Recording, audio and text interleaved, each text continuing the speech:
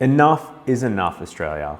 Sydney house prices have just reached a record median of over $1.4 million. They've risen almost $1,200 a day in just 3 months.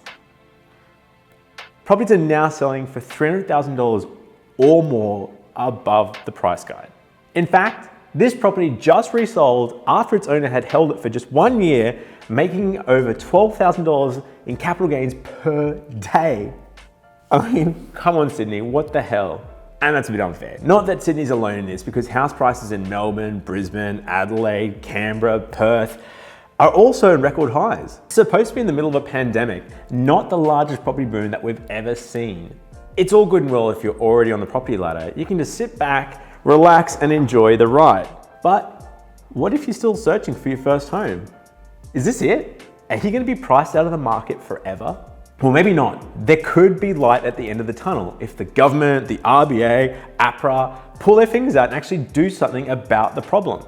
And that's the trouble. The trouble is no one wants to take responsibility. The Reserve Bank's own Deputy Governor, Guy Debelle, says that while they recognise heightened community concerns over rising house prices, monetary policy is not one of the tools that should be used to address the issue here. In other words, they're passing the buck. What about APRA? Well, their chairman has said, and I quote, "It's not our job to solve house prices, and it's not our job to solve house pricing affordability." So whose job is it? Someone is going to have to do something and slow down this rampaging beast that is the property market. It just cannot go on forever. In this video, I'm going to break down the current situations and how a few big banks, including Macquarie, think things may play out. Specifically, I'm going to show you what might actually trigger the RBA and APRA to take actions. And when that happens, we're going to look at what it's going to mean for the property market. All right, let's jump in. So where do we come from? What a crazy last 18 months has been. Remember, the banks were bracing for a massive wave of bad debts from a potential property market crash. Fast forward to today, and analysts are warning that concerns about the housing boom could end a massive run of the bank's COVID era. You just need to look at the bank's share prices since the pandemic started in March 2020. Commonwealth Bank share price is up 80%, Westpac is up 70%, ANZ is almost up 85%, and NAB is almost up 77%. And the bank's share prices have been underpinned by a massive growth in credit, which at the moment is showing little signs of slowing. Macquarie Bank says that mortgage growth is running at a 3-month annualized rate of 7% in June, the highest level since 2015. And as we all know, growth in house prices has been equally spectacular, with the latest data from CoreLogic showing that prices grew 1.6% across the nation in July, with a 16.1% increase representing the fastest growth in more than 17 years. All right, so first off, how could APRA slow the property market? Like I said earlier, APRA said it's not their job to solve house prices, but that doesn't mean they're not going to take action. If there's financial stability concerns or risk on the balance sheets of regulated banks, they're going to be forced to intervene and tighten lending criteria. Macquarie actually believes these regulators are unlikely to sit by and just watch credit growth climb higher and higher and higher, and at some point they're going to step in and give some sort of macroprudential intervention. So what is going to trigger APRA to step in? There's 2 main categories. 1, a deterioration in lending standards, or 2, a rapid growth in high-risk lending. If either of these reach a stage where APRA gets concerned, they're going to target one of 2 things. Firstly, they can target loans with high loan-to-value ratio, also known as LVR.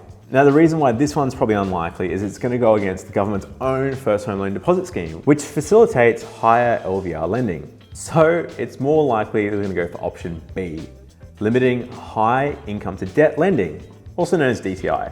So far in Australia, debt to income levels have increased from 15% to 17%. APRA are likely to get more concerned if this level approaches 20%. If they intervene, they're most likely going to limit the number of loans with more than 6 times debt to income ratio, which is about 20% of all loans written at the moment. Macquarie Bank also agree that this is the most likely target for APRA. Macquarie thinks APRA are going to do this by increasing the serviceability buffers that the banks use to stress test someone's ability to live with the mortgage. The current buffer sits at 2.5%, the loan's interest rate, or around 5 to 5.5% rate in total. Macquarie says if this buffer is increased by 0.5%, it would result in the maximum borrowing capacity of an individual being reduced by between 5 to 6%. And if that doesn't work, Macquarie says APRA can go back to option 1 and put more restrictions on loans with high loan-to-value ratios like they used in 2014 and 2017.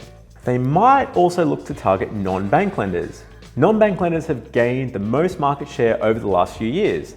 These non-bank lenders have looser guidelines and in APRA's view present a higher risk to the economy. We could see them implementing some measures specifically targeting non-bank lenders to keep them in check.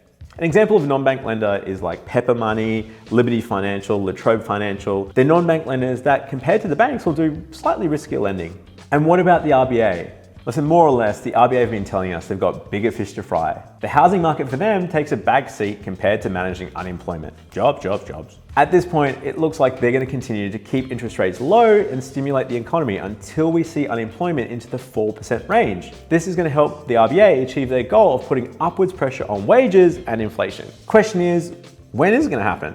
Like we've covered before, the RBA says they're not going to change anything interest rate-wise until 2024. But a lot of economists disagree. Many economists, including Westpac's chief economist Bill Evans, think that the central bank is going to start hiking rates starting in 2023, ending up with a rate of something like 1.25%, up from 0.1% now, sometime in 2024. And I reckon they need to be doing more. Property bubbles can do more harm to the economy than good. And New Zealand's central bank last month was asked to intervene in the housing market by their own finance minister. He declared that the central bank would be remiss if they wouldn't include housing markets when making monetary and financial decisions. And there's no reason why Australia couldn't do the same. But what does it all mean for the housing market?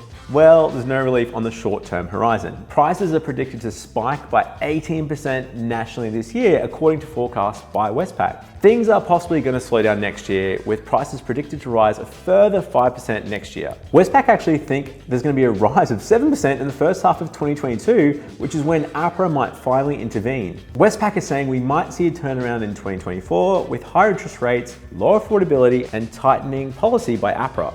But what does this all mean for you? I think realistically, if you have at least 8% deposit and you're otherwise ready to buy, I recommend getting into the market as soon as possible.